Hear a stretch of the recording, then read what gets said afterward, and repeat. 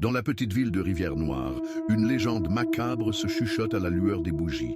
On raconte qu'un soir d'hiver, alors que la neige recouvrait tout comme un linceul, un étranger au regard vide arriva, son ombre plus noire que la nuit elle-même.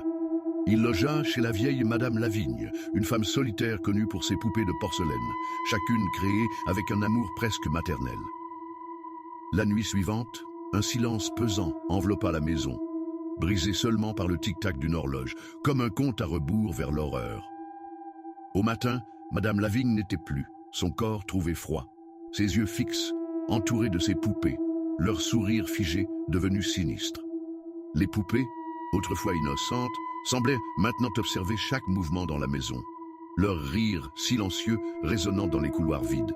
Chaque nuit depuis, on entend le pas de l'étranger et les murmures d'une vieille femme, comme si elle cherchait à retrouver son âme perdue parmi ses créations. Mais le pire était à venir. Des années plus tard, on découvrit que chaque poupée dans chaque vitrine de Rivière-Noire avait été possédée par l'âme tourmentée de Madame Lavigne. Chaque nuit, elles s'animaient, leurs petits doigts de porcelaine s'agitant, leurs yeux vides fixant quiconque passait. Les enfants de la ville commencèrent à disparaître, trouvés plus tard, transformés en nouvelles poupées, leurs visages capturés dans un cri éternel.